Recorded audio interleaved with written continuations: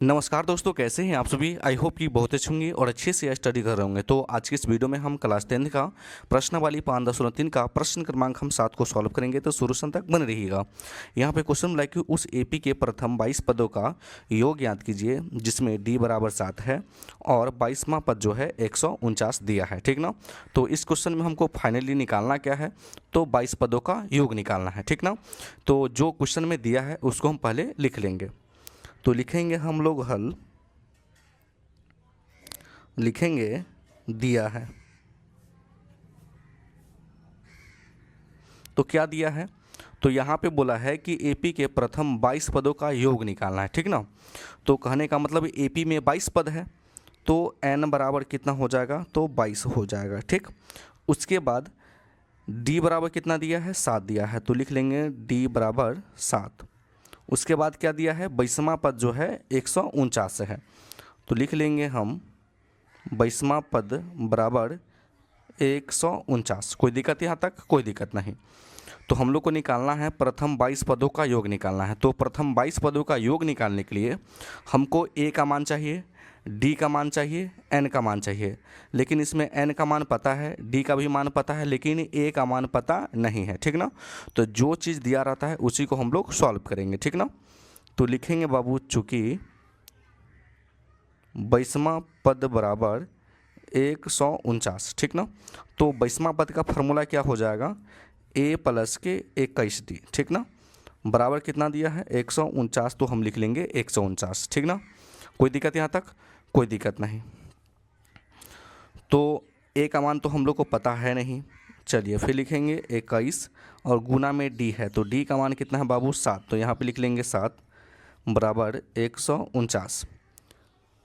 चलिए फिर लिखेंगे a प्लस 7 का गुना 1 से करेंगे तो 7 और 7 दूना क्या हो जाएगा बाबू, 14 बराबर क्या आ जाएगा, 149।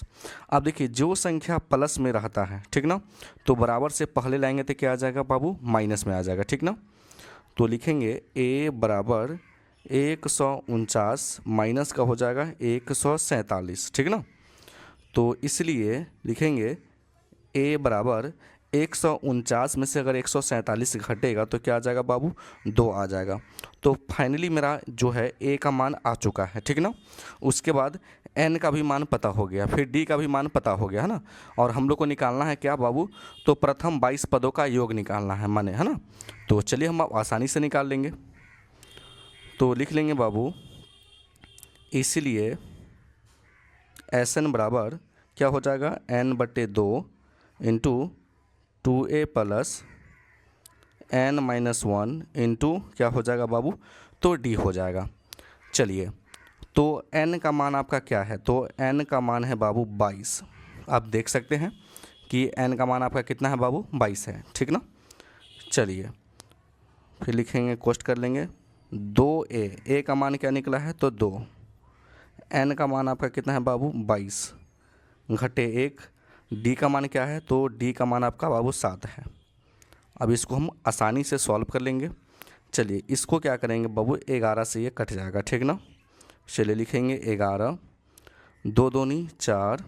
अब देखिए 21 में से अगर 1 हटेगा तो 22 में से 1 हटेगा तो 21 आ जाएगा। गुना में 7 है तो लिख लेंगे 7। चलिए फिर लिखेंगे 11 इंटू 4। 21 गुने 7 क्या हो जाएगा, तो 7 एकम 7, 7 दूनी 14। ठीक। चलिए फिर लिखेंगे 11 गुना 147 और 4 अगर जोड़ेंगे तो बाबू क्या आएगा, 151। कोई दिक्कत यहाँ तक, कोई दिक्कत नहीं। तो हम लोग क्या करेंगे, 151 को 11 से गुना कर देंगे। चलिए साइड में गुना कर लेते हैं। तो लिखेंगे 1 एकम 1, 5 एकम 5, 1 एकम 1। फिर हो जाएगा 1 एकम 1, 5 एकम 5, 1 एकम 1, 1 6 6 1। कहने का मतलब बाबू क्या आ गया आपका, 1661 आ गया। और ये आंसर जो बाबू है राइट आंसर है। तो आई होप कि ये क्वेश्चन आपको समझ में आ गया होगा।